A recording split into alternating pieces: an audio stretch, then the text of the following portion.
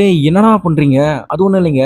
நம்ம யாஷ் நடிச்சு வெளியாக போற டாக்ஸிக் படத்தோட முழு கதைய தான் இந்த வீடியோல பார்க்க போறோம். இந்த டாக்ஸிக் படத்துல யாஷ் வந்து ஒரு சின்ன சின்ன தப்பெல்லாம் பண்ணிட்டு வராரு. அதாவது கேங்ஸ்டர் லெவல் இல்லாம சின்ன லெவலா. ஒரு கட்டத்துக்கு மேல என்ன ஆகுதுன்னா, அது ஒரு பெரிய கேங்ஸ்டர அஃபெக்ட் பண்ற அளவுக்கு போகுது.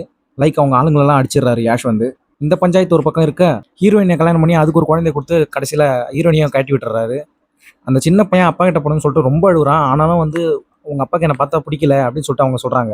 ஒரு பக்கம் பார்த்தா நம்ம யாஷ் தலைவன் வந்து எல்லா பொண்ணுங்க கூடயும் ப்ளே பாய் மாரி சுத்திட்டு இருக்கான். ஒரு குழந்தைய பெத்துட்டு. நாளடைவுல அந்த குட்டி பையன் வந்து சைக்கோ மாரி மாறுறத நம்ம டீசர்லயே நல்லா காட்டியிருந்தாங்க. இந்த பஞ்சாயத்து ஒரு பக்கம் இருக்கிறப்போ, அந்த பெரிய கேங்ஸ்டர்னு ஒருத்தன் வந்தால, அவன் குடும்பத்து மேலயே டைரக்ட்டா நம்ம யாஷ் கை வச்சுர்றாரு. இதுல காண்டான அந்த கேங்ஸ்டர் மொத்த படையும் தூக்கிட்டு நம்ம யாஷ எப்படின்னா கொன்னே ஆகணும்னு சொல்லிட்டு வரான். நம்ம யாஷ் மட்டும் சும்மா இல்லைங்க. அவர் பக்கம் நெறைய ஆளுங்க கூப்பிட்டு அவரும் அந்த கேங்ஸ்டர வந்து எதிர்க்கிறாரு. அப்புறம் அந்த கேங்ஸ்டர் கிட்ட வசமா நம்ம யாஷ் வந்து போய் சிக்கிறாரு.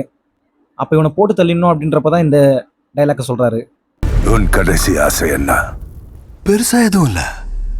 உன் தம்பிய கொளுத்தி அவன் சாம்பல லைன் போட்டு இழுக்கணும்னு நினைக்கிறேன். என்ன சொல்ற? அப்புறம் எப்படியே அந்த ஃபைட்ல வின் பண்ணி அந்த கேங்ஸ்டர் மொத்தமா முடிச்சு விட்டுறாரு. இதுக்கப்புறம் தான் அந்த சின்ன பையன் வந்து வரான். பெரிய ஆளாகி ஒரு சைக்கோத்தனமான வில்லனா வந்து நம்ம முன்னாடி நிக்கிறான். அவங்க அம்மா சின்ன வயசுல செத்துறாங்க போல.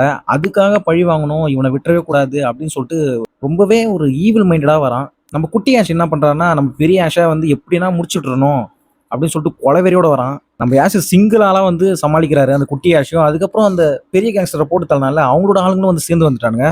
இது மிகப்பெரிய ஒரு கேங்ஸ்டர் சம்பவமா மாறிடுச்சு. விஷுவல்ஸ் எல்லாம் பார்க்க உண்மையாலுமே ஹாலிவுட் ரேஞ்சுக்கு வந்து எடுத்துட்டு போயிருக்காங்க.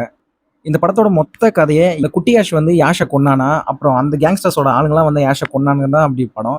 இந்த ட்ரைலர் பொறுத்தளவுக்கு பார்க்குறப்ப யாஷ் தான் வின் பண்றாருன்னு சொல்லிட்டு நல்லா கிளியர் கட்டாவே தெரியுது.